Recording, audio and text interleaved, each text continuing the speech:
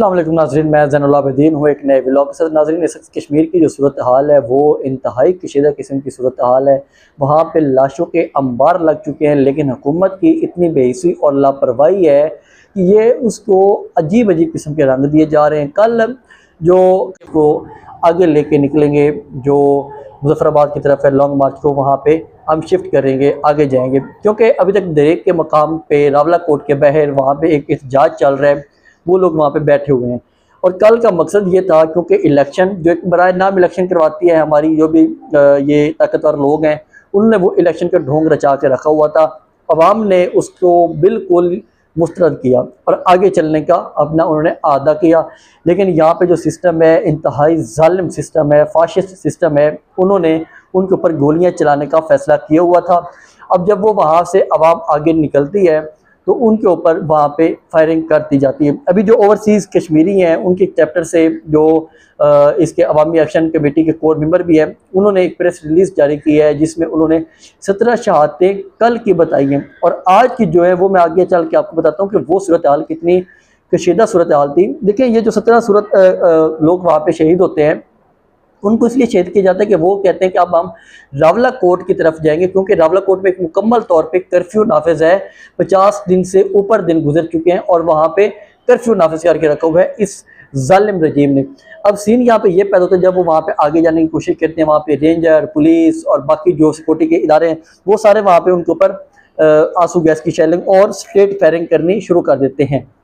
और जो ख्वाजा आसिफ साहब हैं हमारे वज़ीर दिफा, जिनके अंडर ये हमारी मुकम्मल तौर पे फ़ौज है, जिनको वो लीड करते हैं, एक्चुअली हमारे अंदर जो निज़ाम वो है तो उल्ट की फ़ौज ही पूरे मुल्क को कंट्रोल करती है। लेकिन ख्वाजा आसिफ एक ब्रांड नाम तो है ना वज़ीर दिफा, वो कहते हैं कि मैं इनको दहशतगर्द समझता हूँ, इनके साथ कोई मुज़ाकरात नहीं होंगे।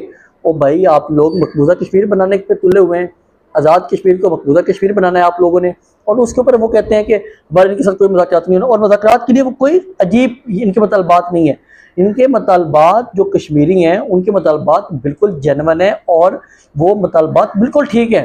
लेकिन इन लोगों ने अगर ये मतलबात मान लिए तो उनके जो खाना पीना, जो यहाँ पे इन्होंने एक लूट मार का माहौल बना के रखा हुआ है, वो ख़त्म हो जाएगा। अब तक की जो कश्मीर की सूरत हाल है कि लोगों ने वहाँ पे एक यकजहती के तौर पे जो रावला कोट में जुल्म हुआ, वहाँ पे जबर हुआ, उसके ख़िलाफ़ मीरपुर में, डुडियाल में, वहाँ पे उन लोगों ने अपना एक प्रोटेस्ट करने की कोशिश की।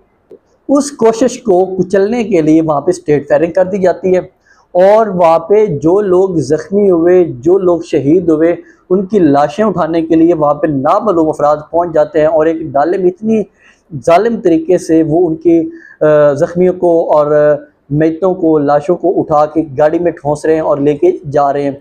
ठोंस रहे थे वो कोई तरीके से नहीं रख रहे थे, एक दो आदमी टांगों से पकड़ते थे और दो बाजू से पकड़ के उठा के डाले के अंदर फेंक देते थे। ये इनका रवैया है। अगर यही वाले रवैये जब इनको सामना करना पड़ता है उन लोगों से जो लोग ताकत भी रखते हैं, जैसे कबायली इलाकों में पश्तून है, बलूचिस्तान में बलोच हैं, तो ये उनको गद्दार कहते हैं, गद्दार वतन हो गए, क्योंकि भाई वो अपनी आवाज़ उठाते हैं, वो ये कहते हैं कि हम कसास लेना जानते हैं। वो इस्लाम के बहुत ज़्यादा नज़दीक है। हमारे जो पंजाब में ये लोग इस्लाम के बिल्कुल नज़दीक नहीं है, वो कसास लेना जानते हैं। वो कहते हैं कि हम खून का बदला खून से लेंगे। जब वो ये वाली बात करते हैं तो वो बन जाते हैं दहशतगर्द। और इन लोगों को जिन्होंने ये सिस्टम 70 सालों से जकड़ा हुआ है, उनका तो काम ही सिर्फ यही है कि उन्होंने गोलियां चलानी है, उनको और कोई काम नहीं है। तो इस वजह से यहाँ पे जो कश्मीर में जुल्म हुआ है, वो मीरपुर में भी अब जो गोलियां चली हैं और अब तक की जो तो टोटल तादाद बन चुकी है इस 50-53 दिनों के अंदर, वो 70 लोगों से ज़्यादा शहीद हो चुके हैं कश्मीर के अंदर। ये सूरत हाल है इस वक्त कश्मीर की कि वहाँ पे इतने ज़्यादा लोग शहीद कर दिए गए हैं। और जो इलेक्शन हुआ है वो बड़ा दिलचस्प इलेक्शन हुआ है। उस इलेक्शन में ये काम किया जा रहा है कि गिलगित बल्तिस्तान में पहले हुकूमत दी गई है पीपल्स पार्टी को। यहाँ पे भी मुबैना तौर पर वादा किया गया था पीपल्स पार्टी से कि हम आपको हुकूमत देंगे, लेकिन उन लोगों की तरजीहात वक्त के साथ साथ बदलती रहती है। उन्होंने अपनी तरजीह बदली और अभी जो रिज़ल्ट आया है कल के इलेक्शन का, वो 8 सीटें जीत चुकी है PMLN और 3 सीटें जीती है पीपल्स पार्टी। जब ये वाला रिज़ल्ट आया तो पीपल्स पार्टी को अब लगी है मिर्चें और हुई है तकलीफ़। बिलावल भुट्टो अब वहाँ पे चू चू करना शुरू हो गया है। वो अब ये कहता है बिलावल भुट्टो कि हम इस कश्मीर को मकबूजा कश्मीर नहीं बनने देंगे। ओ भाई बेवकूफ़ भुट्टो साहब, कि आप ये बताएं कि इससे पहले जो हुकूमत थी आज़ाद कश्मीर में, वो किसकी हुकूमत थी? आपकी ही हुकूमत थी, पीपल्स पार्टी की हुकूमत थी। और अब आप बड़े एक यहाँ पे भाषण देने के लिए खड़े हो गए हैं कि देखिए हम यहाँ पे इसको मकबूजा कश्मीर नहीं बनने देंगे। मकबूजा कश्मीर बनने के लिए जो वहाँ पे एक नोटिफिकेशन जारी की है वो आप लोगों ने जारी की है। और आज जब आपको सिस्टम ने यहाँ पे जो वादा किया गया था कि आपको हुकूमत देंगे, वो हुकूमत नहीं थी, तो आप लोगों को हो रही है तकलीफ। आवाम को हम ये चीज़ें बताते रहेंगे कि ये किस तरह एक बेवकूफ़ाना हरकतें करते हैं और आवाम को बेवकूफ़ बनाने की ये लोग कोशिश करते हैं। यहाँ पे अगर इनको इतनी ज़्यादा तकलीफ है ना बिलावल भुट्टो को, आज वो फरमा रहे हैं कि रियासत जो है वो नून लीग के मफादात का तहफ़्फ़ुज़ ना करे। तो भाई आप लोगों का मफादात के वो तहफ़्फ़ुज़ कर रही है।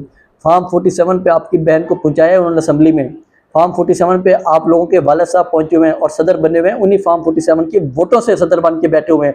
आज अगर इतनी तकलीफ है ना आपको, तो आप छोड़े हुकूमत, हर दूसरे चौथे दिन खड़े होकर यहाँ पे लेक्चर देना शुरू कर देते हैं कि देखें हम तो बहुत मजलूम है। तो भाई आप मजलूम नहीं, आप जालिम हैं। आवाम को पता है आप यहाँ पे किस तरह का जुल्म करते जा रहे हैं और आगे आगे आगे आगे अपने इक़्तिदार को बढ़ाने के लिए आवाम को बल्ली का बकरा बनाते जा रहे हैं, आवाम के ऊपर गोलियां चलाते जा रहे हैं। आप कभी भी इस सिस्टम से अलग नहीं होकर रह सकते और इस सिस्टम को जो सबसे ज़्यादा तक़वियत दी है आप लोगों ने दी है। इन लोगों को, ब्यूरोक्रेटों को आप लोगों ने ताकत दी है। कल एक ब्यूरोक्रेट, बेवकूफ़, निकम्मा, जाहिल ब्यूरोक्रेट, जिसकी जो एक आगे जाके सर्वेंट के तौर पे तरबियत हुई है, वो भी ऐसे जगह से तरबियत हुई है कि जहाँ से निकल के लोग अपने आप को खुदा समझते हैं। वो जाहिल ब्यूरोक्रेट एक अवामी नुमाइंदे के सामने इस तरह बैठ रहा है जैसे वो अपने नौकरों के सामने बैठा होता है। यहाँ पे अपोजिशन लीडर को यही चाहिए, क्योंकि वहाँ पे जो पंजाब असम्बली है उसके अपोजिशन लीडर मौजूद थे मोइनुद्दीन साहब, तो उनको चाहिए कि वो इसको बुलवाएं इस्तकाकी कमेटी में और वहाँ पे इसे पूछें कि आपको तमीज़ नहीं है कि आपने अवामी नुमाइंदों से किस तरह बैठ के बातें करनी है।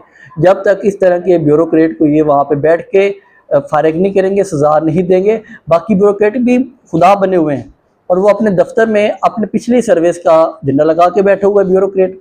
यही हमारे मुल्क की बदकिस्मती है कि इस तरह का एक निकम्मा और जहल ब्यूरोक्रेट बैठ के जब इस तरह की पूरे ज़िले को, लाहौर को चलाएगा, DC बन के बैठेगा, तो हमारे मुल्क की यही बदकिस्मती है, इसके अलावा और कुछ भी नहीं है।